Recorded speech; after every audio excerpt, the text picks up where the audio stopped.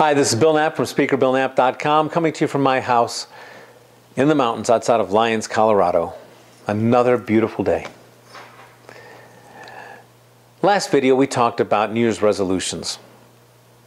Those all too often forgotten promises that we make to ourselves at the beginning of every year.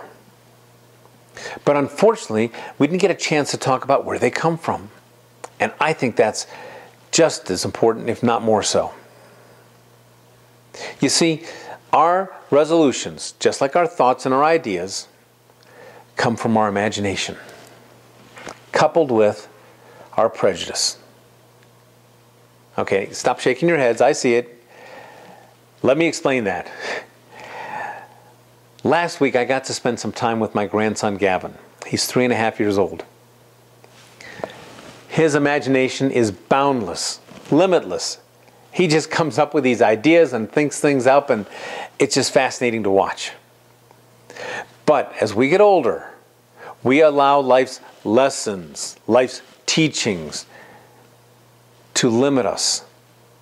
We develop prejudices and bias.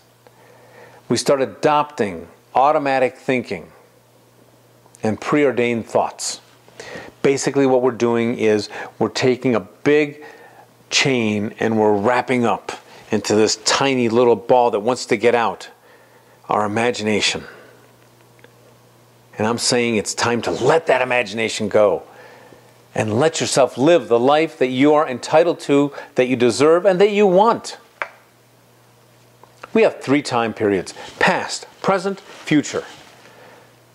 A lot of people say the past is gone, you can't do anything about it. Why even bring it up? I disagree. We can look at our perspective for the past, and then we can adopt a more powerful, more empowering perspective. Something that we can then pull into the future, or into the present, into the present, and make it into an empowering belief that we can use for today's actions that will thrust us into a future that we can only dream of. Last night I spent some time with a good friend of mine. He recently lost his wife. He said, "Bill, I can look at this in 2 ways.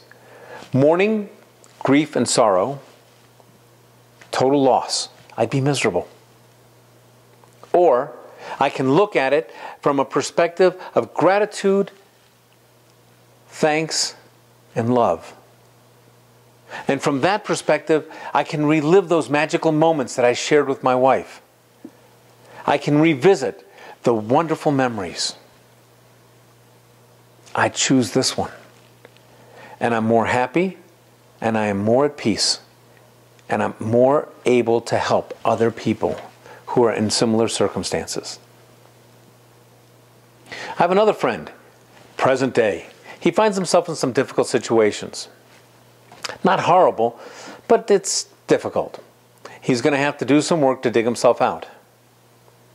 But his life experiences, his perspective is one of being beaten up a bit, being a bit of a victim.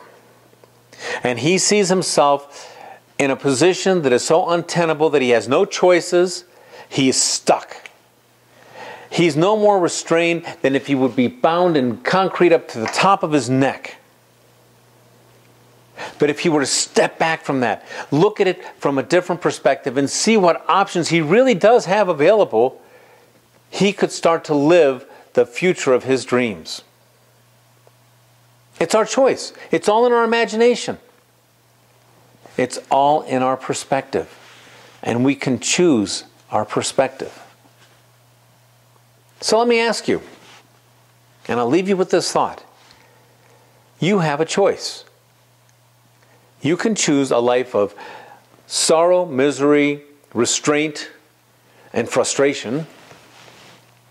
Or you can choose a life of abundance, of fulfillment, of love, and of happiness. Your choice. Until the next video, please live in abundance and with unbelievable amounts of gratitude. This is Bill Knapp from BillKnappBlog.com.